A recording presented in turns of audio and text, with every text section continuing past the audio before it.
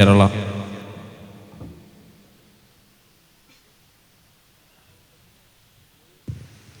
ശ്രദ്ധിക്കുക, വേദി 6-ൽ senior S A writing Malayalam, വേദി 7-ൽ junior S A writing Malayalam, വേദി 8 higher secondary S A writing Malayalam, വേദി 9 ഹയർ സെക്കൻഡറി വാട്ടർ കളറിംഗ്.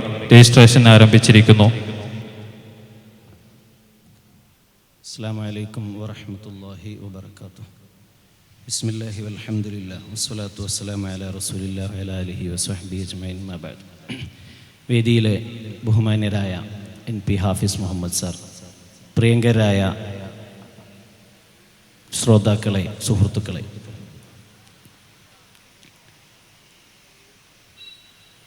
വളരെ സുന്ദരമായ ഒരു പ്രഭാതത്തിൽ സുന്ദരമായ ജീവിതത്തിൻ്റെ അതിസുന്ദരമായ ആവിഷ്കാരങ്ങളെക്കുറിച്ച് സംസാരിക്കുക, അതിൽ തന്നെ പ്രായഭേദമന്യേ നമ്മൾ ഒത്തുചേർന്നിരിക്കുക, ജീവിതം കൊണ്ട് ചെയ്യാനാവുന്ന വലിയ ആവിഷ്കാരങ്ങളിലൊന്നാണ് ഇത്തരം കൂടിച്ചേരലുകൾ. നമ്മുടെ സമയങ്ങൾ അത്രയും, നമ്മുടെ ജീവിതം അത്രയും, നമ്മൾ ചെയ്തുകൊണ്ടിരിക്കുന്ന പണി ജീവിക്കാൻ വേണ്ടി ജീവിക്കുക എന്നതായി പോകുന്നുണ്ട് പലപ്പോഴും. നമ്മുടെ ധനശേഖരണം, എന്തിനാണ് നമ്മൾ ജോലിക്ക് പോകുന്നത് എന്ന് ചോദിച്ചാൽ ജീവിക്കണ്ടേ എന്നാണ് നമ്മൾ ഉത്തരം പറയുക. ജീവിക്കണ്ടേ. എന്തിനാണ് ജീവിക്കുന്നത് എന്ന ചോദ്യത്തിനും നമ്മുടെ ഉത്തരം ജീവിക്കണ്ടേ. ജനിച്ചു പോയില്ലേ, ജീവിക്കണ്ടേ എന്നാവുന്നിടത്ത് നമ്മൾ അപ്രസക്തരായി പോകും. നമ്മൾ പിന്നെന്ത് എന്നത് അപ്രസക്തമായി മാറും. ഈ ജീവിതത്തിന് ഒരർത്ഥമുണ്ടോ? എന്തിന് ജീവിക്കുന്നു? ഈ പണമെല്ലാം നമ്മൾ ശേഖരിക്കുന്നത് ഒന്നും നമ്മിൽ ബാക്കിയാവുന്നുമില്ല. നമ്മൾ ആകെ കൂടെ പണത്തിനൊഴുകിപ്പോകാനുള്ള ഒരു കുഴൽ മാത്രമായി ഇങ്ങനെ നിന്നു കൊടുക്കുകയാണ്. പണം വരുന്നു, പണം പോകുന്നു. ഈ പണത്തിനൊഴുകാനുള്ള ഒരു കുഴലായി നിൽക്കുന്നിടത്ത് എൻ്റെ ബാധ്യത എന്താണ്? ഈ പണം എന്നിലൂടെ എന്തിനൊഴുകുന്നു? ഈ ഒഴുക്കിന്, ഈ നിലനിൽപ്പിന്, ഈ സഹവർത്തിത്വത്തിന്, ഈ ഇടയ്ക്കുള്ള നിൽപ്പിന്, ഇതിന് അർത്ഥങ്ങൾ കണ്ടെത്താൻ ശ്രമിക്കുമ്പോൾ നമുക്ക് സന്തോഷം ലഭിക്കും. ഇതിന് അർത്ഥങ്ങൾ കണ്ടെത്താനുള്ള ശ്രമത്തിൽ നമ്മൾ പ്രായഭേദമന്യേ എല്ലാവരെയും ഒരുമിച്ചിരുത്തി നമ്മൾ ആലോചിക്കുക, നമ്മൾ അത്തരം കാര്യങ്ങൾ സംസാരിക്കുക. ആ സംസാരിക്കുന്ന കാര്യങ്ങൾ നമ്മുടെ മനസ്സിൽ സൂക്ഷിക്കുക. ആ സൂക്ഷിപ്പ് നമ്മെ ഭാരമേറിയ ജോലികൾ ചെയ്തു തീർക്കുമ്പോൾ നമുക്കൊരാശ്വാസമായി, ഒരു തെളിനീരായി നമുക്കകത്തുകൂടെ ഒഴുകും. വളരെ സുന്ദരമായി NP ഹാഫിസ് മുഹമ്മദ് സാർ നമ്മോട് സംസാരിക്കുകയായിരുന്നു ഇത്രയും നേരം. എന്തുകൊണ്ട്, എങ്ങനെ, എന്തിന് ജീവിച്ചു, എന്തുകൊണ്ട്, എങ്ങനെ, എന്തിന് ഈ ജീവിതം അത്രയും തള്ളി നീക്കി എന്നതിൻ്റെ അർത്ഥതലങ്ങൾ അദ്ദേഹത്തിൻ്റെ ജീവിതത്തോട് ചേർത്ത്, കലാപ്രവർത്തനങ്ങളോട് ചേർത്ത്, വായിച്ച പുസ്തകങ്ങളോട് ചേർത്ത്, അനുഭവിച്ച മഹാന്മാരോട് ചേർത്ത് പറയുകയായിരുന്നു. അങ്ങനെ പറഞ്ഞുകൊണ്ടേയിരിക്കുക എന്നത് ഒരാളുടെ ജീവിതത്തിന് അർത്ഥം കണ്ടെത്താനുള്ള ഒരു പരിശ്രമമാണ്. അതുകൊണ്ടാണ് ഈ സാഹിത്യോത്സവുകൾ വളരെ പ്രസക്തമാവുന്നത്. ഇവിടെ കെട്ടിയ പന്തലുകളുടെ ചെലവ്, ഇവിടെ പാടുന്ന പാട്ടിൻ്റെ ഈണത്തിൻ്റെ എണ്ണം വെച്ചോ, ഇവിടെ കയറിപ്പോകുന്ന മത്സരാർത്ഥികളുടെ എണ്ണം വെച്ചോ ആളോഹരി ചെയ്ത് നമ്മൾ പിരിഞ്ഞു പോകരുത്. ഇവിടെ നടത്തുന്ന ഈ മത്സരങ്ങൾ മാത്രമല്ല, ഇതിന് പിന്നിൽ അതിപ്രധാനമായൊരു ജീവിതത്തെ നമ്മൾ കൊണ്ടുപോകുന്നുണ്ട്. അതിപ്രധാനമായൊരു ജീവിതത്തെ. ഇവിടെ ഈ മത്സരങ്ങൾ ഒരുക്കിയത്, ഈ വേദി ഒരുക്കിയത്, ഈ പരിപാടിക്ക് പിന്നിൽ നിന്ന് അധ്വാനിക്കുന്നത് നമ്മുടെ തന്നെ കുട്ടികളാണ്, നമ്മുടെ തന്നെ സുഹൃത്തുക്കളാണ്, നമ്മുടെ അനുജന്മാരാണ്. ആരാണ് അവരെ ഇതിന് പ്രാപ്തരാക്കിയത്? ആരാണ് അവർക്ക് ഈ ആവേഗങ്ങൾ അവരുടെ മനസ്സിൽ കൊടുത്തത്? ആരാണ് അവർക്ക് ഈ അസ്വസ്ഥതകൾ നൽകിയത്? ആരാണ് അവരെ ഇങ്ങനെ അധ്വാനിക്കാൻ പ്രേരിപ്പിച്ചത്? അത് നമ്മുടെ തന്നെ തൊട്ടുമുമ്പത്തെ സാഹിത്യോത്സവുകളാണ്. അത് നമ്മുടെ തന്നെ തൊട്ടുമുമ്പത്തെ ഇടപെടലുകളാണ്. നമ്മുടെ തന്നെ ഇത്തരം കൂടിച്ചേരലുകളാണ്. അങ്ങനെയെങ്കിൽ ഇന്നത്തെ ഈ സാഹിത്യോത്സവിൽ ഇവിടെ പാടുന്ന പാട്ടല്ല പ്രധാനം. ഈ പാട്ടിനകത്തുകൂടെ രചിക്കപ്പെടുന്ന ഒരു ജീവിതത്തിൻ്റെ ഗാനാവിഷ്കാരമുണ്ട്. ആ താളഭംഗമില്ലാത്ത ജീവിതത്തെക്കുറിച്ചുള്ള ഒരു ബോധമുണ്ട്. ആ ബോധം നമ്മെ വീണ്ടും മുന്നോട്ട് നയിച്ചുകൊണ്ടിരിക്കുകയാണ്. ആ ബോധത്തെക്കുറിച്ചാണ് നമ്മൾ സംസാരിക്കുന്നത്. അതേക്കുറിച്ച് സംസാരിച്ചു കൊണ്ടേയിരിക്കുക. അതാണ് നമുക്ക് ചെയ്യാനാവുന്ന ജീവൽ ദൗത്യം. നാം ജീവിക്കുന്നത് എന്തിന് എന്ന് ആലോചിക്കാൻ നമ്മുടെ കുട്ടികളെ പ്രേരിപ്പിക്കുക. അവരുടെ ജീവിതത്തിൽ ആർദ്രതയുടെ അംശങ്ങൾ കണ്ടെത്തുക, അതിനെ നനയ്ക്കുക, അതിനെ വളർത്തുക. എന്നിട്ട് സത്യത്തെക്കുറിച്ച്, നന്മയെക്കുറിച്ച്, ബോധത്തെക്കുറിച്ച് പറഞ്ഞു കൊടുക്കുക. ആ പറച്ചിലുകൾ ഉപദേശങ്ങൾക്കപ്പുറത്ത് ചേർത്തു നിർത്തലുകളാക്കി മാറ്റാൻ നമുക്കാവുക. അതിനുള്ള പരിശ്രമങ്ങളെയാണ് കലാപ്രവർത്തനം എന്നും പറയുന്നത്. കലാപ്രവർത്തനം എന്നത് നമ്മുടെ ജീവിതത്തെക്കുറിച്ച്, നമ്മളിങ്ങനെ ഓടിപ്പാഞ്ഞ് നടക്കുമ്പോഴുണ്ടാവുന്ന ജീവിതത്തെക്കുറിച്ചുള്ള നിരാശാബോധത്തിൽ നിന്ന്, അല്ലെങ്കിൽ വ്യർത്ഥബോധത്തിൽ നിന്ന്, നമ്മുടെ അകത്തുണ്ടാവുന്ന ഒരു നിരാശയിൽ നിന്ന് നമ്മൾ രൂപപ്പെടുത്തുന്ന ഒരു കുറ്റവിചാരണയാണ് നമ്മുടെ കലാപ്രവർത്തനം. Art is a secret confession എന്ന് പറയും. കലാപ്രവർത്തനം ഒരു കുറ്റവിചാരണയാണ്, അകത്ത് നടക്കുന്ന അതിരഹസ്യമായ ഒരു വിചാരണയാണ്. ഞാൻ എന്തു ചെയ്തു എന്ന് തോന്നുമ്പോൾ നമ്മൾ ഇതിനെ വളരെ സുന്ദരമായി ആവിഷ്കരിക്കാൻ ശ്രമിക്കുക. ജീവിതമാണ് ഏറ്റവും നല്ല ആവിഷ്കാരം, ഏറ്റവും നല്ല സർഗാത്മകത ജീവിതമാണ്. ജീവിതമെന്ന സർഗാത്മക ആവിഷ്കാരത്തെക്കുറിച്ച്, അതിൻ്റെ വിവിധ തലങ്ങളെക്കുറിച്ച് ഓർത്തുകൊണ്ടിരിക്കുക, പറഞ്ഞുകൊണ്ടിരിക്കുക, പരസ്പരം പങ്കുവെച്ചുകൊണ്ടിരിക്കുക. ഇന്നത്തെ ഈ സാഹിത്യോത്സവങ്ങൾ കേരളത്തിലെ മുഴുവൻ ഡിവിഷൻ കേന്ദ്രങ്ങളിലുമാണ് ഇപ്പോൾ സാഹിത്യോത്സവങ്ങൾ നടക്കുന്നത്. ഇതിന് തൊട്ടു മുമ്പേ 720 സെക്ടർ കേന്ദ്രങ്ങളിൽ സാഹിത്യോത്സവങ്ങൾ പൂർത്തിയായി. പുതിയ പുതിയ ആശയങ്ങൾ അവർ മുന്നോട്ട് വെച്ചു. പുതിയ പുതിയ ആശയങ്ങൾ. ആരാണ് ഇവർക്ക് ആശയങ്ങൾ കൊടുത്തത്? അതും നമ്മുടെ സാഹിത്യോത്സവങ്ങൾ തന്നെയാണ് ഈ ആശയങ്ങൾ കൊടുത്തത്. ഈ ആശയങ്ങളൊന്നും മേലെ നിന്ന് വിതരണം ചെയ്തതല്ല. 2025 നിങ്ങൾ ഈ സാഹിത്യോത്സവിൻ്റെ ആശയങ്ങളെ എടുത്തോളൂ എന്ന് മേലെ നിന്ന് ആരും വിതരണം ചെയ്തിട്ടില്ല. ഈ സാഹിത്യോത്സവങ്ങളെ പ്രമേയങ്ങൾ ആരാണോ ഈ വേങ്ങര ഡിവിഷൻ സാഹിത്യോത്സവിനെ അണിയിച്ചൊരുക്കിയത്, അവർ തന്നെയാണ് ഈ പ്രമേയങ്ങളും കണ്ടെത്തിയത്. ഈ സെക്ടറുകളിലും സാഹിത്യോത്സവങ്ങൾക്ക് പ്രമേയം കണ്ടെത്തിയതും അതേ വിദ്യാർത്ഥികൾ തന്നെയാണ്. എത്ര സുന്ദരമാണ് ഈ ആവിഷ്കാരം, എത്ര സുന്ദരമാണ് ഈ പ്രയോഗം. പ്രമേയങ്ങളും അവർ തന്നെ കണ്ടെത്തുന്നു, അവർ തന്നെ അതിനെ ആവിഷ്കരിക്കുന്നു, അതേക്കുറിച്ച് ഉറക്കമൊഴിയുന്നു, അതിനുവേണ്ടി വിനിയോഗിക്കുന്നു. എന്നിട്ട് അതിന് അതിസുന്ദരമായ പോസ്റ്ററുകളും ഈ പോസ്റ്ററുകളും ചെയ്ത് അതിനെ മനസ്സുകളിലേക്ക് പടർത്തുന്നു. പറഞ്ഞു വന്നത്, ഇന്നത്തെ ഈ സാഹിത്യോത്സവങ്ങൾ 120 ഡിവിഷൻ കേന്ദ്രങ്ങളിലാണ് ഇപ്പോൾ നടന്നുകൊണ്ടിരിക്കുന്നത്. അവിടെയെല്ലാം 120 ആഖ്യാനങ്ങളുണ്ട്. 120 ആഖ്യാനങ്ങൾ. ഒരു സാംസ്കാരിക കേരളത്തിന് ഒരു കാലത്ത് നൽകാവുന്ന ഏറ്റവും നല്ല പ്രയോഗ സാധ്യതയാണിത്. 120 ആഖ്യാനങ്ങൾ ഗ്രാമപ്രദേശങ്ങളിൽ നമ്മൾ ചർച്ച ചെയ്യുന്നു. ഈ ആഖ്യാനങ്ങളിൽ ഇന്നിവിടെ ഹോം എന്നൊരാശയമാണെന്ന് കേട്ടപ്പോൾ എത്ര സന്തോഷമുണ്ട് നമുക്ക്. നമ്മളെല്ലാവരും എന്തുകൊണ്ട് ഇവിടെ ഇരിക്കുന്നു എന്നതിൻ്റെ, എന്തുകൊണ്ട് സ്വസ്ഥമായി ഇവിടെ ഇരിക്കുന്നു എന്നതിൻ്റെ ഒരു ഉത്തരമാണ് നമ്മുടെ വീട്. നമ്മുടെ വീടാണ് നമ്മളിവിടെ സ്വസ്ഥമായി ഇരിക്കാൻ പ്രേരിപ്പിക്കുന്നത്. ഒരു വീട്ടിലേക്ക് പോകാനുണ്ട് എന്ന പ്രതീക്ഷയാണ്. ഇവിടെ നിങ്ങളുടെ കുട്ടികളെ പറഞ്ഞയക്കുന്നത് അവർ തിരിച്ച് വീട്ടിലെത്തും എന്ന ഉറപ്പിന്മേലാണ്. കുട്ടികളെ വീട്ടിലിരുത്തി ഇവിടെ വന്ന് ഇരിക്കുന്നത് ആ വീട്ടിൽ അവർ സുരക്ഷിതരാണ് എന്ന പ്രതീക്ഷയിലാണ്. നമ്മുടെ വീട് സുരക്ഷിതമല്ല എന്ന് തോന്നുമ്പോൾ നമുക്ക് എവിടെയും ഇരിക്കാൻ കഴിയില്ല, എവിടെയും നിൽക്കാൻ കഴിയില്ല, എവിടെയും പ്രവർത്തിക്കാൻ കഴിയില്ല. നമ്മൾ അസ്വസ്ഥരായി പോകും. അതുകൊണ്ട് നമ്മെ ഇവിടെ ഇരുത്തുന്നത് നമ്മുടെ വീടാണ്, നമ്മെ പുറത്തിറക്കുന്നത് നമ്മുടെ വീടാണ്, നമ്മെ തിരിച്ചയക്കുന്നത് നമ്മുടെ വീടാണ്. നമ്മുടെ വീട് എന്നത് അതൊരു ചുമരല്ല, അത് 4 ചുവരുകളുടെ ഒരു കോട്ടയല്ല, നിങ്ങൾ തേച്ച പെയിന്റിന്റെ നിറമല്ല നിങ്ങളുടെ വീട്. മറിച്ച് നമ്മുടെ വീട് നമ്മുടെ വികാരമായി ചേർന്ന് നിൽക്കുന്നതാണ്. അത് നമ്മുടെ പ്രതീക്ഷയാണ്. വീടുകൾ നമ്മോട് ഒട്ടേറെ കാര്യങ്ങൾ പറഞ്ഞുകൊണ്ടിരിക്കുന്നുണ്ട്. നിങ്ങളുടെ വീട് ഒരു കൽച്ചുമരായി മാറുകയും അതിനകത്തുനിന്ന് അതിനപ്പുറത്ത് നമുക്കൊന്നും കിട്ടാതിരിക്കുകയും ചെയ്യുമ്പോൾ അത് വീണ്ടും അസ്ഥാനത്തായി പോവും. നമുക്ക് അതിൽ നിന്ന് പ്രത്യേകിച്ചൊന്നും കിട്ടാനില്ലാതെയായി പോവും. നമ്മൾ വീടിനെ വീടായി കാണുക, അതിനൊരു ബിൽഡിംഗ് ആയി കാണുന്നതിനപ്പുറത്ത് അതിനൊരു പ്രയോഗസാധ്യതയായി കാണാൻ നമുക്കാവുമോ എന്നാണ് ഞാൻ ചോദിക്കുന്നത്. ഞാൻ ഒരു കവിത പറയാനാണ് ശ്രമിക്കുന്നത്. വീട്, കവിതയുടെ പേര് വീട് എന്ന് തന്നെയാണ്, ഹോം. ഈ കവിത ഇങ്ങനെയാണ് പറഞ്ഞു പോകുന്നത്. നമ്മുടെ വീടുകൾ അത് 4 ചുവരുകൾക്കിടയിലുള്ള ഒരു കെട്ടിടം മാത്രമാണോ? അല്ല. വീട് വികാരതീക്ഷ്ണമായ ഒരു അനുഭവമാണ്. ആ അനുഭവത്തിൽ നിന്നുകൊണ്ട് നമുക്ക് വീട് എന്ന ആശയത്തെ രൂപപ്പെടുത്താനാവണം എന്നാണ് കവിത നമ്മോട് പറഞ്ഞു വെക്കുന്നത്. Home is not merely four square walls. ഒരിക്കലും 4 സ്ക്വയർ ചുമരുകളല്ല നിങ്ങളുടെ വീട്. Though with pictures hung on the glidets, ഒരുപക്ഷേ നിങ്ങൾ ചിത്രങ്ങൾ തൂക്കി വെച്ച ചുവരുകൾ അതിലുണ്ടാകും. അതിനും അപ്പുറത്ത് നിങ്ങളുടെ വീട് home is wear affection calls. വീട് എന്നത് നമ്മെ വളരെ വല്ലാത്ത വികാര തീക്ഷ്ണതയോടെ തിരിച്ചു വിളിച്ചുകൊണ്ടിരിക്കുന്ന ഒരു പ്രക്രിയയാണ്, ഒരു പ്രയോഗമാണ്. ആ വീടിലേക്കുള്ള നമ്മുടെ ആശ വരുന്നത് നമ്മൾ ആ വീടിനെ അത്തരത്തിൽ പ്രയോഗിക്കുമ്പോൾ മാത്രമാണ്. പറഞ്ഞത്, വീട് എന്നത് ഒരു വെറും ചുവരായി മാറാതെ നമ്മുടെ പ്രതീക്ഷയുടെ ഒരു ഗേഹമായി വീട് മാറണം. പ്രതീക്ഷയുടെ ഒരു വീടായി മാറണം. അതിന് നമുക്ക് ഖലീൽ ജിബ്രാൻ വീടിനെക്കുറിച്ച് വിശദമായി പറയുന്നുണ്ട്.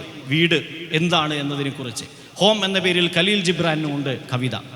കൽപ്പറ്റ നാരായണൻ മാഷ് നമ്മുടെ നാട്ടിലെ വിശ്രുതനായ ഒരു കവിയാണ്, ഒരു ചിന്തകൻ കൂടിയാണ്. നാരായണൻ മാഷ് വീടിനെ കുറിച്ച് പറയുന്നതിന് പകരം പറഞ്ഞത് അമ്മയെക്കുറിച്ചാണ്. എൻ്റെ അമ്മ മരിച്ചപ്പോഴുണ്ടായ ആശ്വാസത്തെക്കുറിച്ചാണ്. ആശ്വാസം വിതിൻ ഇൻവേർട്ടഡ് കോമ. അമ്മ മരിച്ചപ്പോൾ ആശ്വാസമായി. ഇനി ഒന്നും പേടിക്കേണ്ടതില്ല. ഇനി ആരും എന്നെ ഭക്ഷണം കഴിക്കാത്തതിന് ചീത്ത പറയില്ല. ദീർഘമായി ഉറങ്ങുന്നതിനെ കുറിച്ച് ആവലാതിപ്പെടില്ല. ഭക്ഷണം കഴിച്ചില്ലയോ എന്ന് വീണ്ടും വീണ്ടും ഉണർത്തി ചോദിക്കില്ല.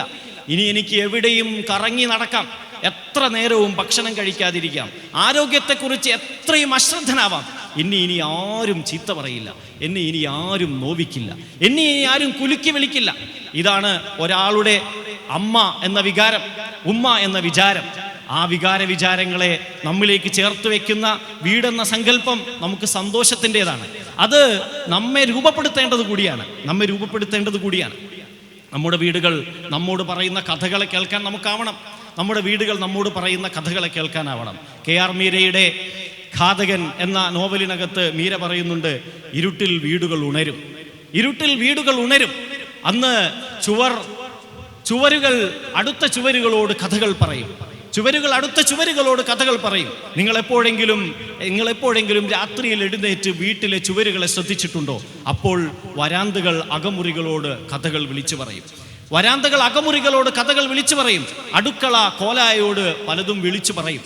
ആ വിളിച്ചു പറച്ചിലിനകത്ത് നമ്മെ ഉള്ളി പൊളിക്കുന്നത് പോലെ തൊലിച്ചെടുക്കുന്ന ഒരു പ്രക്രിയ കൂടി നടക്കുന്നുണ്ട്. നമ്മൾ ആ വീടിനകത്ത് വെച്ച് ആലോചിച്ച ദുശ്ചിന്തകളെക്കുറിച്ച്, വീട്ടിൽ നിന്ന് പുറത്തായപ്പോൾ നമ്മളിലുണ്ടായ വികാരങ്ങളെക്കുറിച്ച് വീട് പറഞ്ഞുകൊണ്ടിരിക്കും. അതുകൊണ്ട് വീടെന്നത് നമ്മളെക്കുറിച്ച് കൂടി അറിയുന്ന ഒരു സ്ഥലമാണ്. ആ വീട് നമ്മെക്കുറിച്ച് പലതും ചേർത്ത് വെച്ചിട്ടുണ്ട്. ഈ വീട് എന്ന വിചാരം നമ്മളിവിടെ ഇങ്ങനെ പങ്കുവെച്ച് പോകുമ്പോൾ ഹാപ്പിനെസ് എന്നും സന്തോഷം എന്നുമൊക്കെ വീടിനെ ചേർത്ത് പറയുമ്പോൾ അതെപ്പോഴാണ് പൂർണ്ണമാവുക? നമ്മുടെ നാട് എന്നൊരു വിചാരം കൂടി നമുക്കുണ്ട്. നമ്മുടെ നാടിനെ കുറിച്ച് ഹോം ലാൻഡ് എന്നാണ് പറയുക. അവിടെ ഒരു ഹോമുണ്ട്, ഒരു വീടുണ്ട്. നമ്മുടെ നാട് നമ്മുടെ വീടാണ്. നമ്മളൊക്കെ ഇന്ത്യ രാജ്യത്തെക്കുറിച്ച് നമ്മുടെ ഹോം ലാൻഡ് എന്നാണ് പ്രയോഗിക്കുന്നത്. നമ്മുടെ ഒരു രാജ്യം എന്ന് പറയുന്നത് ഒരു വീടിനോളം തീക്ഷ്ണമായ ഒരു വികാരമാണ്. അങ്ങനെയാണെങ്കിൽ ആരുടേതാണ് ഈ വീട് എന്ന ചോദ്യവും പ്രസക്തമായിരിക്കും. നമ്മുടെ വീട് എപ്പോഴാണ് സന്തോഷത്തിൻ്റെതാവുന്നത്? അത് അവിടെയുള്ള എല്ലാവരുടേതുമാകുമ്പോൾ മാത്രമാണ്. അങ്ങനെയെങ്കിൽ ഇന്ത്യ രാജ്യം ആരുടേതാണ്? ഹാഫിസ് മുഹമ്മദ് സാർ അതേക്കുറിച്ച് ചില കാര്യങ്ങൾ പറഞ്ഞുപോയി. ഞാൻ അതുകൊണ്ട് അങ്ങോട്ട് ദീർഘമായി പോകുന്നില്ല. നമ്മുടെ നാട്ടിൽ എത്ര പേർക്ക് ഇത് അവരുടെ വീടാണ്? വീണ്ടും വോട്ടിനെ കുറിച്ചുള്ള വിചാരങ്ങൾ നമ്മുടെ രാജ്യത്ത് കടന്നു വരികയാണ്. വോട്ടിനെ കുറിച്ചുള്ള കണക്കെടുപ്പുകൾ വരുമ്പോൾ യഥാർത്ഥത്തിൽ സന്തോഷിക്കുകയാണ് വേണ്ടത്. കാരണം ഇനിയും ഏറെ പേർക്ക് വോട്ടവകാശം ലഭിക്കാൻ പോകുന്നു. ഇനിയും ഏറെ പേരെ ഈ പ്രക്രിയയിലേക്ക് ചേർത്ത് വെക്കുന്നു. ഇനിയും ഏറെ പേർക്ക് വോട്ടിനെ കുറിച്ചുള്ള വിദ്യാഭ്യാസം നൽകുന്നു. എന്തിനാണ് നമ്മുടെ നാട്ടിൽ ഇലക്ഷൻ കമ്മീഷൻ രൂപീകരിച്ചത്? എന്തിനാണ് വോട്ടിനെ കുറിച്ചുള്ള ഇത്രയും വലിയ വികാരങ്ങൾ ഉണ്ടാക്കിയത്? അത് ഒട്ടേറെ പേരെ ഈ പ്രക്രിയയിലേക്ക് ചേർത്ത് വെക്കാനാണ്. നമ്മൾ നൽകുന്ന വിധി നിർണയം, നമ്മൾ നടത്തുന്ന വോട്ടെടുപ്പിന്റെ ഭാഗമായി വരുന്ന റിസൾട്ട്, അതിവിടുത്തെ എല്ലാവരുടെയും റിസൾട്ടായി മാറുക. അതിനുവേണ്ടി പരിശ്രമിക്കുക. അതിനുവേണ്ടിയാണ് നമ്മൾ ഇലക്ഷൻ കമ്മീഷൻ രൂപീകരിച്ചത്. എല്ലാവരെയും ചേർത്ത് വെക്കാൻ എങ്ങനെ കഴിയും? എല്ലാവർക്കും എങ്ങനെ വിദ്യാഭ്യാസം നൽകാനാവും? എല്ലാവർക്കും വോട്ടിനെ കുറിച്ചുള്ള അറിവ് എങ്ങനെ കൊടുക്കും? ജനാധിപത്യ ബോധം എങ്ങനെ പകരും? ഈ ആലോചനയ്ക്ക് വേണ്ടിയാണ് ഇലക്ഷൻ കമ്മീഷൻ രൂപീകരിച്ചിട്ടുള്ളത്. അങ്ങനെ എല്ലാവരെയും ഉൾക്കൊള്ളിക്കാൻ വേണ്ടി ആലോചിക്കേണ്ട ഒരു ഇലക്ഷൻ കമ്മീഷൻ, എല്ലാവരെയും ഉൾക്കൊള്ളിക്കാൻ വേണ്ടി നിരന്തരമായി അന്വേഷണം നടത്തി ഗ്രാമങ്ങളിൽ നിന്ന് ഗ്രാമങ്ങളിലേക്ക് സഞ്ചരിച്ച് കുടിലുകളിൽ നിന്ന് കുടിലുകളിലേക്ക് പോയി വിമ്മിഷ്ടങ്ങൾ പറഞ്ഞവരെ ചേർത്തുവെച്ച് അല്ല, ഇത് നിങ്ങളുടെ കൂടി രാജ്യമാണ്, അതുകൊണ്ട് നിങ്ങൾ ചേർന്നേ പറ്റൂ, നിങ്ങൾ വോട്ട് ചെയ്തേ പറ്റൂ. അതുകൊണ്ട് നിരന്തരം നമ്മൾ കണക്കുകൾ പബ്ലിഷ് ചെയ്യും. ഇത്ര ശതമാനമാണ് വോട്ട്. ആ ശതമാനത്തിൽ നമ്മൾ വല്ലാതെ സന്തോഷിക്കും. ശതമാനം വർദ്ധിച്ചു വരുന്നു. അങ്ങനെയാണെങ്കിൽ അങ്ങനെ വർദ്ധിച്ചു വരുന്ന ശതമാനത്തിൽ നമ്മൾ സന്തോഷിക്കുന്നത് ഈ വിനിയോഗം എല്ലാവരുടെയുമായി മാറുന്നതിലാണ് എങ്കിൽ എന്തുകൊണ്ട് കണക്കെടുപ്പ് നമ്മെ ഭീതിപ്പെടുത്തുന്നു? ഒരു രാജ്യത്ത് ഇലക്ഷൻ കമ്മീഷൻ വോട്ടെടുപ്പിനെ കുറിച്ച് കണക്കെടുക്കുന്നു, വോട്ടവകാശത്തിന്റെ കണക്ക് പുതുക്കുന്നു എന്ന് പറയുമ്പോൾ രാജ്യത്തൊരു തരം ഭീതി പടരുന്നുണ്ടെങ്കിൽ നമ്മൾ വീണ്ടും സംശയിക്കണം. എന്തോ പിശകുണ്ട് എന്ന് അവിടെ തന്നെ ഉണ്ട്. എന്തോ പിശകുണ്ട്. ആളുകൾക്ക് പേടിയാവുന്നുണ്ട് കണക്കെടുക്കുമ്പോൾ ആളുകൾ വിചാരിക്കുന്നത് വോട്ടെടുപ്പിൽ നിന്ന് പുറത്തായി പോകുമെന്നാണെങ്കിൽ അത് ആരുടെ കുറ്റമാണ്? പാവം മനുഷ്യരുടെ കുറ്റമാണോ? പാവപ്പെട്ട ജനങ്ങളുടെ കുറ്റമാണോ? ആ കുറ്റം ആരാണ് ഏറ്റെടുക്കേണ്ടത്?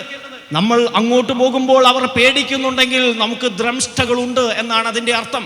ആ ദ്രംഷ്ടകളെ ഉള്ളിലേക്ക് തന്നെ ഒതുക്കി വെക്കുക, ജനങ്ങൾക്ക് അവരോട് പുഞ്ചിരിക്കുന്ന മുഖത്ത് നൽകുക. എന്നിട്ട് വോട്ടവകാശം വിനിയോഗിക്കാൻ ഇനിയും ഏറെ പേർക്ക് അവസരം നൽകുന്ന, മുഴുവൻ ആളുകളെയും ചേർത്ത് വയ്ക്കുന്ന ഒരു പ്രക്രിയയാണ് എന്ന് ബോധ്യപ്പെടുത്താനാവേണ്ടതുണ്ട്. എന്തു പറയുമ്പോഴും പേടി ഉണ്ടാവുന്നുണ്ട് എങ്കിൽ അവിടെ നമ്മുടെ സിസ്റ്റത്തിന്, നമ്മുടെ സംവിധാനത്തിന് തകരാറുകൾ സംഭവിച്ചു പോകുന്നുണ്ട് എന്ന് തിരിച്ചറിയാനാവണം. ആ തിരിച്ചറിവിൽ നിന്ന് വോട്ടവകാശത്തെ മൗലികമായ ഒരു അവകാശവും രാജ്യത്തിൻ്റെ അടിസ്ഥാന പ്രക്രിയയായി മാറ്റണം. അപ്പോഴാണ് എല്ലാവരുടെയും ഹോം ലാൻഡായി അത് മാറുന്നത്. അപ്പോഴാണ് എല്ലാവരുടേതുമായി മാറുന്നത്. നമ്മുടെ നാട്ടിൽ നീതി നിഷേധിക്കപ്പെടുന്ന അനേകം പേരുണ്ട്. അവരുടെ കൂടി വീടാണിത്. കശ്മീരികളെ കുറിച്ച് നമ്മളെപ്പോഴും പറയും, കശ്മീരികളെ കുറിച്ച് പറയും. എത്ര തീക്ഷ്ണമാണ് അവിടുത്തെ ഓരോ ദിനരാത്രങ്ങളും, എത്ര തീക്ഷ്ണമായ അനുഭവങ്ങളിലൂടെയാണ് അവർ പലപ്പോഴും കടന്നുപോയിട്ടുള്ളത്. എത്ര തീക്ഷ്ണമായ വിചാരണകളിലൂടെയാണ് അവർ കടന്നു പോകുന്നത്. അങ്ങാടിയിൽ ഇറങ്ങുന്ന ഒരാൾ തിരിച്ചു വരുമെന്ന് പ്രതീക്ഷയില്ലാതെ എത്ര ദിനങ്ങൾ അവരുടേത് കഴിഞ്ഞുപോയി. അങ്ങാടിയിൽ ഇറങ്ങിയ രക്ഷിതാവ് തിരിച്ച് വീട്ടിലെത്തുമെന്ന് മക്കൾ അങ്ങനെ പൂർണ്ണാർത്ഥത്തിൽ വിശ്വസിക്കുന്നില്ല. വന്നേക്കാം, വരാതിരുന്നേക്കാം, ഉറപ്പ് പറയാനാവില്ല. ഒരു പക്ഷേ സംശയം തോന്നി രാജ്യദ്രോഹിയായി പിടിച്ച് കൊണ്ടുപോവുകയോ വെടിവെച്ച് കൊല്ലപ്പെടുകയോ ഏതോ തീവ്രവാദിക്ക് പകരമായി തീവ്രവാദി പട്ടം ചാർത്തി അറസ്റ്റ് ചെയ്യപ്പെടുകയോ കണക്കിൽ പേര് ചേർക്കപ്പെടുകയോ ചെയ്തേക്കാം. സൈറണുകൾ മുഴങ്ങുമ്പോൾ പേടിയാണ്. മുഴങ്ങുന്ന സൈറണുകളിൽ നിന്ന് എന്ത് അപകടമാണ് വരുന്നതെന്ന് പറയാനാവില്ല.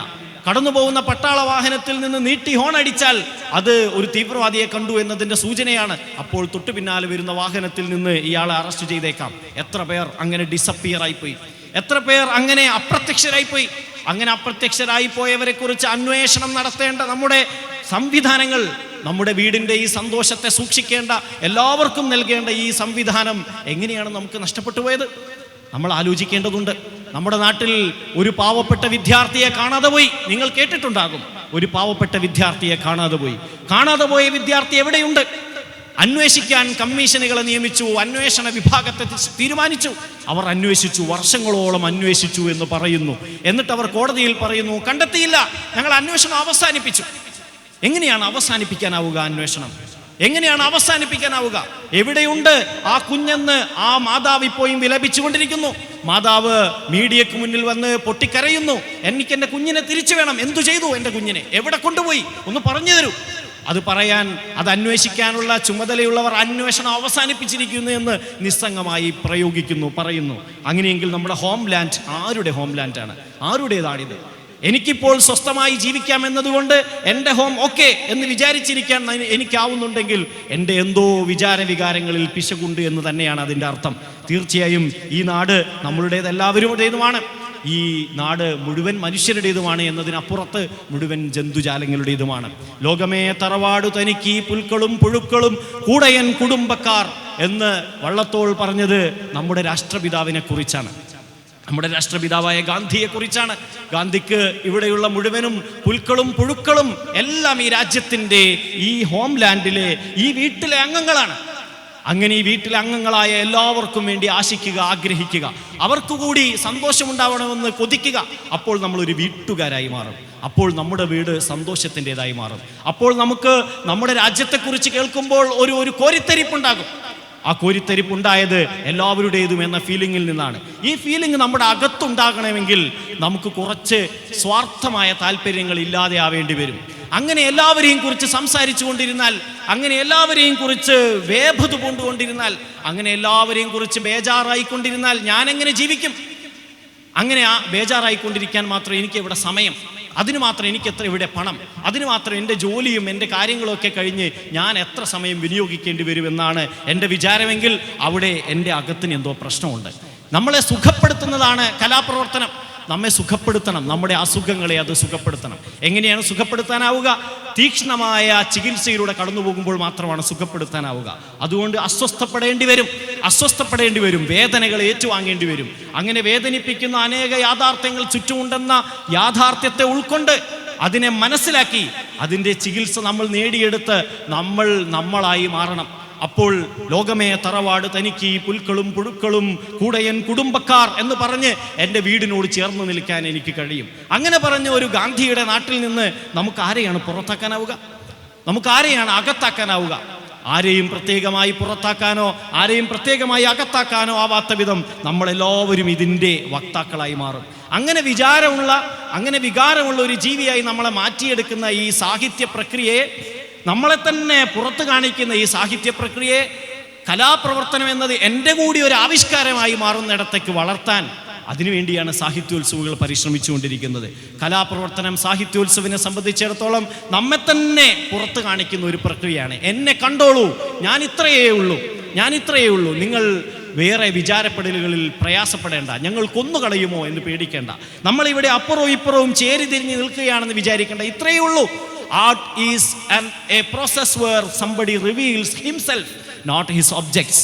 ആളുകൾ അവരവരെ തന്നെ കാണിക്കുന്ന പ്രക്രിയയാണ് കലാപ്രവർത്തനം, അല്ലാതെ ഏതെങ്കിലും കഥാപാത്രങ്ങളെ കാണിക്കുന്ന പ്രക്രിയ അല്ല എന്ന് കലാപ്രവർത്തനത്തെ നിർവചിച്ചത് രവീന്ദ്രനാഥ ടാഗോറാണ്. കലാപ്രവർത്തനം എന്നത് തന്നെ തന്നെ പ്രകാശിപ്പിക്കുന്ന ഒന്നാണ്. അങ്ങനെ തന്നെ തന്നെ പ്രകാശിപ്പിക്കുമ്പോൾ മറ്റുള്ള എല്ലാവരെയും തന്നിലേക്ക് ചേർത്ത് വെക്കാനാവും. ഇങ്ങനെയുള്ള ഒരു വിചാരമുണ്ട്.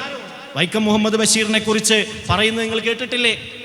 ബഷീറിൻ്റെ ബേപ്പൂരിലുള്ള 1.5 ഏക്കർ സ്ഥലത്ത് എല്ലാ ജീവികളും ഉണ്ട്. ആ ജീവികളെ എല്ലാവരെയും നോക്കി ബഷീർ പറയും, ആരെ കൊല്ലും? പാമ്പിനെ കൊല്ലാനാകുമോ? കാക്കയെ ഓടിക്കാനാവുമോ? കുരങ്ങിനെ എറിഞ്ഞിടാനാകുമോ? ഇവരുടേതെല്ലാമല്ലേ ഈ ഭൂമി? അവരെല്ലാം ഭൂമിയുടെ അവകാശികളല്ലേ? എനിക്ക് മാത്രം എന്ത് അവകാശം പ്രത്യേകം? ഇഴഞ്ഞു പോകുന്ന ഉറുമ്പിനെ എങ്ങനെ ചായയിൽ മുക്കിക്കൊല്ലാനാകും? എങ്ങനെ അതിന് നേരെ വെള്ളം തുറന്നു വിടാനാകും? സാധിക്കില്ല. അങ്ങനെ സാധിക്കാതിരിക്കുമ്പോൾ കുടിച്ചു തീർത്ത ചായ, ഗ്ലാസ്സിൽ ബാക്കിയുള്ള ചായയുടെ അംശം അതവിടെ വെക്കാൻ ബഷീർ പേടിക്കും. ആ ചായയുടെ ഗ്ലാസ് കമിഴ്ത്തി വെക്കും. അപ്പോൾ ആളുകൾ ചോദിക്കും, എന്തിനാണ് ഈ ചായയുടെ ഗ്ലാസ് കമിഴ്ത്തി വെച്ചത്? ബഷീർ പറയും, ഈ ചായയിലുള്ള അംശമില്ലേ അല്പം ചായ, ആ ചായയിലേക്ക് ഉറുമ്പ് വന്ന് വീഴും. ആ ഉറുമ്പ് ഒരു പക്ഷേ അവിടെ കിടന്ന് ചത്തുപോകും. അതിന് ഞാൻ ഉത്തരവാദിയായി പോകും. എനിക്ക് ഉറുമ്പിനെ കൊല്ലാൻ അവകാശമില്ലല്ലോ. അതുകൊണ്ട് ഞാൻ ഈ ചായ ഗ്ലാസ് കമിഴ്ത്തി വെക്കുന്നു. അല്പം ചായ അവിടെ തൂത്തുപോയിട്ടുണ്ടെങ്കിൽ അത് വേഗം തുടച്ചു കളയണം. ബഷീർ പറയും, വേഗം തുടച്ചു കളഞ്ഞേക്കോ, അല്ലെങ്കിൽ ഉറുമ്പ് വന്ന് ചത്തുപോകും. ഉറുമ്പിനെ കുറിച്ച് വിചാരം ഉണ്ടാവുക. നമ്മുടെ ഈ പ്രദേശത്തിന് തൊട്ടടുത്താണ് മഹാനരായ തേനു മുസ്ലിയാർ ജീവിച്ചു പോയത്. ഉറുമ്പുകളെ കുറിച്ച് ആലോചിച്ച ആൾ, ഉറുമ്പുകളെക്കുറിച്ച്, പക്ഷികളെക്കുറിച്ച്, നിസ്സാരമെന്ന് നമ്മൾ കരുതുന്ന എല്ലാവരെയും കുറിച്ച്. കാരണം ഈ ലോകം അവരുടേതുമാണ്, അവരുടെ കൂടി വീടാണിത്. അവർ കൂടി ചേരുമ്പോഴേ ഈ വീട് പൂർത്തിയാവുള്ളൂ. അങ്ങനെ വിചാരപ്പെടാനാവുക, മനസ്സിനെ വിമലീകരിക്കാനാവുക. ഞാൻ ആരംഭത്തിൽ അതാണ് പറഞ്ഞത്. കലാപ്രവർത്തനം എന്നത്, സർഗാത്മക പ്രവർത്തനം എന്ന് പറയുന്നത് ജീവിതമാണ് സർഗാത്മക പ്രവർത്തനം. നമ്മൾ വൃത്തവും അലങ്കാരവും നിയമങ്ങളും ഒപ്പിച്ച് പാട്ടുപാടും. വൃത്തം ഒപ്പിച്ച്, അലങ്കാരം ഒപ്പിച്ച്, നിയമങ്ങൾ ഒപ്പിച്ച്, ഏണും കോണും ഒപ്പിച്ച്, അരികും മൂലയും ഒപ്പിച്ച് പാട്ട് മാത്രമല്ല പാടേണ്ടത്, ജീവിതത്തെയാണ് അരികും മൂലയും ഒപ്പിക്കേണ്ടത്. ജീവിതത്തിലാണ് വൃത്തവും അലങ്കാരവും സൂക്ഷിക്കേണ്ടത്. അങ്ങനെ സൂക്ഷ്മതയോടെ ആവിഷ്കരിക്കേണ്ട ഒരു കവിതയാണ് നമ്മുടെ ജീവിതം. അതിസൂക്ഷ്മമായി ആവിഷ്കരിക്കേണ്ട ഒരു കവിത. കടന്നു പോകുന്ന ആളുകൾക്ക് മുഴുവൻ നമ്മെ അനുഭവിക്കാനാവണം, നമ്മെക്കുറിച്ച് ദീർഘകാലം ഓർക്കാനാവണം, നമ്മെക്കുറിച്ച് ഓർക്കുമ്പോൾ തന്നെ ആർദ്രമായ ഒരു അനുഭവം ഉണ്ടാവണം. ആ അനുഭവമാണ് തേനു മുസ്ലിയാരെ കുറിച്ച് ഓർക്കുമ്പോൾ നമുക്കുണ്ടാവുക. ആ അനുഭവമാണ് കുണ്ടൂർ ഉസ്താദിനെ കുറിച്ച് ഓർക്കുമ്പോൾ നമുക്കുണ്ടാവുക. ആ തീക്ഷ്ണമായ അനുഭവം നമുക്ക് നമ്മെ തന്നെ തിരിച്ചറിഞ്ഞ പോലെ തോന്നും, നമ്മെ തന്നെ കണ്ട പോലെ തോന്നും. അതാണ് art is a process where somebody reveals himself എന്ന് പറഞ്ഞത്. ആ കലാ ജീവിതത്തെ കാണുമ്പോൾ, ആ സർഗാത്മക ആവിഷ്കാരത്തെ കാണുമ്പോൾ മനുഷ്യർക്ക് അവരെ തന്നെ കണ്ട ഒരു ഫീലിംഗ് ഉണ്ടാകും. എന്നെ തന്നെ കണ്ടല്ലോ എന്ന് തോന്നും. അങ്ങനെ തോന്നുമാറ് ജീവിക്കാനാവുക, അതിനുവേണ്ട പരിശ്രമങ്ങളിൽ ഇടപെടുക, അതാണ് ഒരാൾക്ക് ചെയ്യാനാവുന്ന ഏറ്റവും വലിയ പ്രവർത്തനം. ആ സർഗാത്മക പ്രവർത്തനം ചെയ്യുമ്പോഴാണ് ഒരാൾക്ക് ഹാപ്പിനെസ്സിനെ, സന്തോഷത്തെ തന്നിലേക്ക് കൂടി കൊണ്ടുവരാനാവുക. ആനന്ദ് എന്ന ഒരു വലിയ കഥാകാരനുണ്ട് മലയാളത്തിൽ. ദീർഘകാലമായി മലയാളത്തിൽ അതിപ്രസക്തമായ ഭാഷയിൽ എഴുതിയ ആനന്ദ് ഗോവർദ്ധൻ്റെ യാത്രകളിൽ പറയുന്നുണ്ട്, ഒരാൾക്ക് എപ്പോഴാണ് സ്വതന്ത്രമാവാനാവുക, ഒരാൾക്ക് എപ്പോഴാണ് സന്തോഷിക്കാനാവുക, എപ്പോഴാണ് നമ്മൾ സ്വതന്ത്രരാവുക? മറ്റുള്ളവരെ മുഴുവൻ മോചിപ്പിക്കുമ്പോൾ മാത്രമാണ് എനിക്ക് മോചനം ലഭിക്കുക. മറ്റുള്ളവരെ മുഴുവൻ മോചിപ്പിക്കുക, എല്ലാവരെയും എൻ്റെ തീക്ഷ്ണമായ വിചാരങ്ങളിൽ നിന്ന് മോചിപ്പിച്ചേക്കുക. ആരുടെ നേരെയോ അസൂയയോ പകയോ വെച്ച് പുലർത്താതിരിക്കുക, വിദ്വേഷമോ വർഗീയതയോ പുലർത്താതിരിക്കുക. എല്ലാവരെയും മോചിപ്പിച്ചേക്കുക. ആളുകൾ മോചിതരാകുമ്പോൾ മാത്രമാണ് നമുക്ക് മോചനം ഉണ്ടാവുന്നത്. അല്ലാതെ എങ്ങനെ നമുക്ക് മോചനം ഉണ്ടാകും? ആളുകളിവിടെ കെട്ടിവെച്ചിട്ട് നമുക്ക് മോചിതരനാവുമോ? ഒരിക്കലും ആവില്ല. നിങ്ങൾ രണ്ടുപേരെ മോചിപ്പിക്കുമ്പോൾ നിങ്ങളാണ് യഥാർത്ഥത്തിൽ സ്വതന്ത്രനാവുന്നത്. അങ്ങനെ സ്വാതന്ത്ര്യം എന്നതിനെ, ഹാപ്പിനെസ് എന്നതിനെ മറ്റുള്ളവരുടെ വിചാരമായി കാണുക, മറ്റുള്ളവരുടെ വികാരമായി കാണുക. ഈ വികാരത്തെയാണ് നമ്മളൊരു സൂഫി പ്രയോഗം, ഒരു സൂഫി ലൈൻ ലൈൻ എന്ന് പറയുന്നത്. ആ സൂഫി ലൈനിനകത്ത് നിന്ന് ജീവിച്ചു പോയ മഹാരഥന്മാരെ ഓർത്തുകൊണ്ടേയിരിക്കുക. ആ കൗതുകകരമായ ജീവിതാവിഷ്കാരത്തെ, സർഗാത്മകമായ ആ പ്രയോഗത്തെക്കുറിച്ച് പറഞ്ഞുകൊണ്ടേയിരിക്കുക. പറയാതിരിക്കാൻ എങ്ങനെയാവും നമുക്ക്? അങ്ങനെ പറയാതിരിക്കാൻ എങ്ങനെയാവും നമുക്ക്? കാരണം നമ്മൾ ആ പരിശ്രമത്തിലല്ലേ, നമ്മളും അതിനുവേണ്ടി ശ്രമിച്ചുകൊണ്ട് പരാജയപ്പെട്ടുകൊണ്ടിരിക്കുകയല്ലേ. വീണ്ടും വീണ്ടും നമ്മൾ ആർത്തിയിൽ മുങ്ങിപ്പോവുകയല്ലേ. വീണ്ടും വീണ്ടും നമ്മൾ പണത്തിൻ്റെ കണക്കുകൾ നോക്കുകയല്ലേ. വീണ്ടും വീണ്ടും നമ്മൾ പേഴ്സ് തുറന്ന് എണ്ണി നോക്കുകയല്ലേ. ഇനി എത്ര ബാക്കിയുണ്ട്? വീണ്ടും വീണ്ടും നമ്മൾ അക്കൗണ്ട് ബാലൻസ് പരിശോധിക്കുകയാണ്. ഇനി എത്ര ബാക്കിയുണ്ട്? വീണ്ടും വീണ്ടും നമ്മൾ വീടിൻ്റെ ചുവരുകളിലേക്ക്, ചിത്രങ്ങളിലേക്ക്, പ്ലാനിലേക്ക് വീണ്ടും വീണ്ടും സ്വൈപ്പ് ചെയ്ത് നോക്കിക്കൊണ്ട് അഹങ്കാരത്തിൽ നിൽക്കുകയല്ലേ. അപ്പോൾ നമ്മൾ വീണ്ടും പരാജയപ്പെടുന്നു. അങ്ങനെ പരാജയപ്പെടുമ്പോൾ നമ്മൾ വീണ്ടും ആ സർഗാത്മക ആവിഷ്കാരങ്ങളെ കുറിച്ച് ആലോചിച്ചു പോകും. എത്ര സുന്ദരം, എത്ര വിശാലം, എത്ര സൗകുമാര്യതയുള്ളത്! എങ്ങനെ അവർക്ക് ഇത്ര സ്വതന്ത്രമാവാനായി? എങ്ങനെ അവർക്ക് ഇത്ര വിശാലമാവാനായി? എങ്ങനെ അവർക്ക് ഉറുമ്പുകളെ കുറിച്ച് ആലോചിക്കാനായി? കൊണ്ടുവന്ന ഈത്തപ്പഴം തുറന്ന് തൻ്റെ ഗുരുവിന് കൊടുക്കാൻ നോക്കുന്ന തേനു മുസ്ലിയാർ തിരിച്ചു പോകുന്നു. തിരിച്ചു പോയിട്ട് കുറേ ദീർഘനേരം കഴിഞ്ഞു വരുന്നു. എവിടെയായിരുന്നു ഇത്രയും സമയം? ആ ഈത്തപ്പഴം കാണിച്ചപ്പോൾ അതിലുണ്ടായ ഉറുമ്പുകളെ കളയാൻ ഇത്ര സമയം വേണമോ? എന്തു ചെയ്യുകയായിരുന്നു ഇത്ര നേരം? അതിവിടെ തന്നെ തട്ടിക്കളഞ്ഞാൽ പോരായിരുന്നോ? അവർ പറയും, കഴിയില്ല. തട്ടിക്കളയുമ്പോൾ ചിലപ്പോൾ വീണ് ചത്തുപോയാലോ, വെള്ളം ഒഴിച്ചാൽ ചിലപ്പോൾ മുങ്ങി ചത്തുപോയാലോ. അതുകൊണ്ട് ഞാൻ പോയി ഓരോ ഉറുമ്പിനെയും വളരെ മെല്ലെ പതുക്കെ എടുത്ത് പുറത്തു വെച്ചു.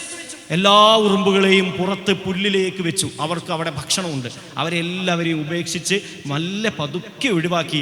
ആരുടെയും കാലൊടിയാതെ, ഒരു ഉറുമ്പിന് പോലും നോവുണ്ടാവാതെ മെല്ലെ എടുത്തു വെക്കാൻ ഇത്ര സമയമെടുത്തു ഗുരു, ഇത്ര സമയമെടുത്തു. അതുകൊണ്ട് ആ ഉറുമ്പിനെയൊക്കെ ഒഴിവാക്കിയതാ ഈത്തപ്പഴം സുരക്ഷിതമായി എത്തിച്ചിട്ടുണ്ട്.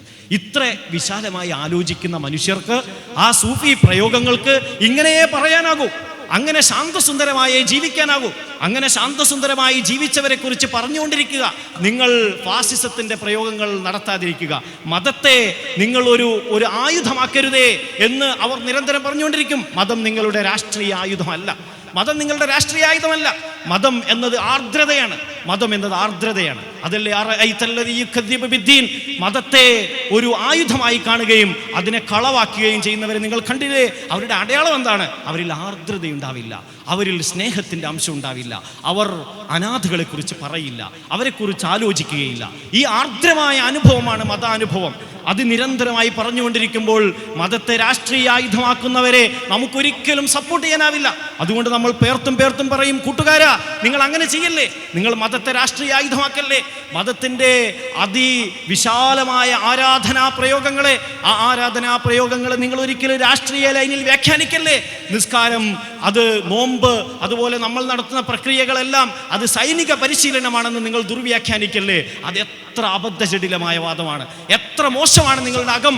എത്ര മോശമായാണ് നിങ്ങൾ ഈ കാര്യങ്ങൾ ദുർവ്യാഖ്യാനിക്കുന്നത് എന്ന് നമ്മൾ പറഞ്ഞുകൊണ്ടേയിരിക്കും.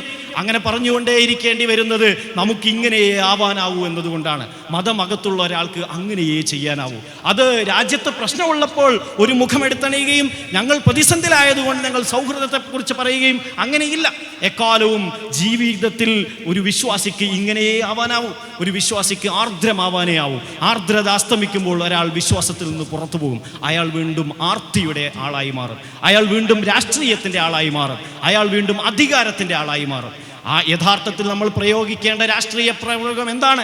അത് ഈ ജീവിതാവിഷ്കാരമാണ്, മറ്റുള്ളവരെ കുറിച്ചുള്ള ഈ വിചാരമാണ്. പറഞ്ഞു വന്നത് മതപ്രവർത്തനം സൂഫി വിചാരധാരകളിൽ നിന്നുകൊണ്ട്, നമ്മുടെ ഇസ്ലാമിക ധാരയിൽ നിന്നുകൊണ്ട്, മുൻഗാമികൾ കാണിച്ചു തന്ന സർഗാത്മകമായ സുന്ദരമായ ജീവിതാവിഷ്കാരത്തിൽ നിന്നുകൊണ്ട് നമ്മൾ ആലോചിക്കുമ്പോൾ നമുക്ക് രാഷ്ട്രീയ പ്രയോഗത്തിൻ്റെ എല്ലാ രീതികളോടും അത്യന്തം പുച്ഛമുണ്ടാകും. അതേക്കുറിച്ച് അങ്ങേയറ്റത്തെ വിചാരപ്പെടലുണ്ടാകും. അതുകൊണ്ട് നമ്മൾ പേർത്തും പറഞ്ഞുകൊണ്ടേയിരിക്കും, ചെയ്യല്ലേ, അരുതേ, ആ വഴികൾ ശരിയല്ല, അങ്ങനെ ആവിഷ്കരിക്കല്ലേ, അതെത്ര മോശമാണ്, തലമുറകൾക്ക് നിങ്ങൾ നൽകുന്ന സന്ദേശം വളരെ മോശമാണ് എന്ന് നമ്മൾ പറഞ്ഞുകൊണ്ടിരിക്കും. അങ്ങനെ പറഞ്ഞുകൊണ്ടിരിക്കുമ്പോൾ ചിലർ പറയും, നിങ്ങൾ അങ്ങനെ എന്നും ഞങ്ങൾക്കെതിരെയാണോ? നിങ്ങൾ എന്നും എന്താണ് ഞങ്ങൾക്കെതിരെ? എന്തുകൊണ്ട് ഒരു മുസ്ലിം പാർട്ടി മാത്രം ഞങ്ങൾക്കെതിരെ? എന്തുകൊണ്ട് ഒരു മുസ്ലിം പ്രസ്ഥാനം മാത്രം ഞങ്ങൾക്കെതിരെ ഇങ്ങനെ പറഞ്ഞുകൊണ്ടേയിരിക്കുന്നു? അവരെ ഞങ്ങൾ ശരിയാക്കി കളയും, ഞങ്ങൾ ഇപ്പോൾ തന്നെ ഇറങ്ങും, ഞങ്ങളിപ്പോൾ തന്നെ യുദ്ധം തുടങ്ങും, ഞങ്ങളിപ്പോൾ കളി തുടങ്ങാൻ പോവുകയാണ് എന്ന് ഭീഷണിപ്പെടുത്തി കളയും. അങ്ങനെ ഭീഷണിപ്പെടുത്തിയാൽ നമുക്ക് എന്തു ചെയ്യാനാവും? നമുക്ക് വീണ്ടും പുഞ്ചിരിക്കാനേ ആവൂ, നമുക്ക് വീണ്ടും ഇങ്ങനെ സുന്ദരമായി ആവിഷ്കരിക്കാനേ കഴിയൂ. അത്രയേ നമുക്ക് സാധ്യമാവൂ, നമുക്കത്രയേ സാധ്യമാവൂ. വീണ്ടും നമ്മൾ പുഞ്ചിരിക്കും, വീണ്ടും നമ്മൾ പറഞ്ഞുകൊണ്ടിരിക്കും. കൂട്ടുകാരെ, അങ്ങനെ ചെയ്യല്ലേ, അരുത്. നിങ്ങളുടെ ഈ ആശയങ്ങൾ അങ്ങേയറ്റം ബീഭത്സമാണ്, ഇത് അങ്ങേയറ്റം അരുതാത്തതാണ്. രണ്ട് പ്രശ്നങ്ങൾ അതിനകത്തുണ്ട്. ഒന്ന്, നിങ്ങൾ ജീവിക്കുന്ന ജീവിതം വൃഥാവിലാണ്. രണ്ട്, നിങ്ങൾ ഈ സുന്ദരമായ ആശയത്തെ വളരെ മോശമായി ചിത്രീകരിക്കുകയാണ്. അങ്ങനെ ഈ ആശയത്തെ തന്നെ കളയുന്നു. ആശയത്തെ തന്നെ കളയാൻ ശ്രമിക്കുന്നത് തലമുറകളോട് ചെയ്യുന്ന അടങ്ങാത്ത അപരാധമാണ്. അതുകൊണ്ട് പറഞ്ഞുകൊണ്ടേയിരിക്കും, കളി തുടങ്ങിയിട്ടേ ഉള്ളൂ, ഞങ്ങൾ ഗാലറിയിൽ നിന്ന് ഇറങ്ങാൻ പോവുകയാണ് എന്ന് പറഞ്ഞാൽ നമുക്ക് എന്ത് ചെയ്യാനാവും? നിങ്ങൾ ഇറങ്ങൂ, ഇറങ്ങാതിരിക്കൂ, ഞങ്ങൾക്കൊന്നേ ചെയ്യാനാവൂ. ഞങ്ങൾ വീണ്ടും ഈ സുന്ദരമായ ആവിഷ്കാരത്തെക്കുറിച്ച് പറഞ്ഞുകൊണ്ടേയിരിക്കും. അതിനെതിരായ എല്ലാ ആവിഷ്കാരങ്ങളെയും കുറിച്ച് ജനങ്ങളെ ബോധവൽക്കരിച്ചു കൊണ്ടേയിരിക്കും. കാരണം ജനങ്ങൾക്ക് ഉണ്ടാവുന്ന ജീവിതത്തിൻ്റെ സന്തോഷത്തെക്കുറിച്ച് ഞങ്ങൾക്ക് പ്രതീക്ഷയുണ്ട്. ഇനിയും ഏറെക്കാലം അവർക്ക് ഈ സന്തോഷത്തോടെ ജീവിക്കണമെന്നതിനെ കുറിച്ച് ഞങ്ങൾക്ക് പ്രമേയമുണ്ട്. അതുകൊണ്ട് നമുക്കിങ്ങനെ ആവാനാവൂ. അപ്പുറത്ത് നിന്ന് അത്രയേ ഞങ്ങൾ പ്രതീക്ഷിക്കുന്നുള്ളൂ, അത്തരം ആഖ്യാനങ്ങളെ ഞങ്ങൾ പ്രതീക്ഷിക്കുന്നുള്ളൂ. ഈ ആശയത്തിൽ നിന്ന്, ഈ സുന്ദരമായ ജീവിതാവിഷ്കാരമാണ് മതം എന്നതിൽ നിന്ന് പുറത്തു പോവുകയും അവിടെ നിന്ന് ഇസ്ലാമിനെ രാഷ്ട്രീയ പ്രയോഗമാക്കി കളയാമെന്ന് വിചാരിക്കുകയും ചെയ്യുന്നവരിൽ നിന്ന് ഞങ്ങൾ ഇത്തരം പ്രതികരണങ്ങളെ പ്രതീക്ഷിക്കുന്നുള്ളൂ. ഇനിയും ഞങ്ങളിപ്പോൾ മാത്രം കളിക്കാൻ ഇറങ്ങാമെന്ന് പറയുന്നവർ ഇത്രയും കാലം എന്ത് കളിക്കുകയായിരുന്നു എന്നും നമുക്ക് ചരിത്രത്തിൽ നിന്ന് വളരെ വ്യക്തമായി അറിയാം. ആ കളിയെ പേടിച്ചുകൊണ്ടോ ആ കളിയെക്കുറിച്ചുള്ള ആധി ഇല്ലാതെയോ അല്ല നമ്മൾ മുന്നോട്ട് പോയത്. നമുക്കറിയാം ആ പ്രയോഗം അങ്ങനെ തന്നെയായിരിക്കും. കാരണം ഒരാൾക്ക് രണ്ട് സാധ്യതയെ ജീവിതത്തിലുള്ളൂ. അത് ഒന്ന്, അയാൾക്ക് കലാകാരനാവുക എന്നതാണ്. രണ്ട്, അയാൾക്കൊരു വെറും രാഷ്ട്രീയക്കാരനാവുക എന്നതാണ്. രണ്ടിലൊരു പ്രയോഗമേ ഒരാൾക്ക് സാധിക്കുകയുള്ളൂ. നിങ്ങൾക്ക് സർഗാത്മകമായ കലാപരമായ ഒരു ജീവിതം ജീവിക്കാം, അവിടെ പുഞ്ചിരിച്ചുകൊണ്ടേ നിൽക്കാനാവൂ. എത്ര പ്രശ്നകലുഷിതമായ സമയത്തും സമാധാന ജീവിതം സാധ്യമാണ് എന്നേ പറയാനാവൂ. അങ്ങനെ പറയുന്നതിനെക്കുറിച്ച് നിങ്ങൾ കൊഞ്ഞനം കുത്തിയതുകൊണ്ട് കാര്യമില്ല, അങ്ങനെയേ ഒരാൾക്ക് ചെയ്യാനാവൂ. രണ്ടാമത്തെ ഓപ്ഷൻ, നിങ്ങൾക്ക് മതത്തെയും ആശയങ്ങളെയും ജീവിതങ്ങളെയും എല്ലാത്തിനെയും രാഷ്ട്രീയാധികാരത്തിൻ്റെ വഴിയായി കാണുക എന്നതാണ്. ഇതിൽ രണ്ടിൽ നിങ്ങൾ ഏത് തിരഞ്ഞെടുക്കുന്നു എന്നിടത്ത് നിങ്ങൾ നിങ്ങളെ തീരുമാനിക്കുന്നു. പറഞ്ഞു വന്നത്, നമുക്ക് ഈ സുന്ദരാവിഷ്കാരങ്ങളെ നിലനിർത്താനാവണം, തലമുറകളിലേക്ക് കൈമാറാനാവണം, തലമുറകൾക്ക് ഈ സന്തോഷത്തിൻ്റെ വശങ്ങളെ കാണിച്ചു കൊടുക്കാനാവണം. എല്ലാവരെയും ഉൾക്കൊള്ളുന്ന, എല്ലാവർക്കും വേണ്ടിയും ആലോചിക്കുന്ന, മുഴുവൻ ആളുകളുടെയും നന്മ കൊതിക്കുന്ന, അതിനുവേണ്ടി സ്വന്തത്തെ ത്യജിക്കുന്ന, ജീവിതത്തെ സമർപ്പിക്കുന്നവരായി ഈ കൂട്ടുകാരെ വളർത്താനാവണം. നമുക്ക് ഈ സന്തോഷങ്ങളെ കെടാതെ തലമുറകൾക്ക് നൽകാനാവട്ടെ എന്ന് ആശംസിച്ച് ആഖിറു ദഅ്വാനാ അൽഹംദുലില്ലാഹി റബ്ബിൽ ആലമീൻ. അസ്സലാമു അലൈക്കും വറഹ്മത്തുള്ളാഹി വബറകാതുഹു.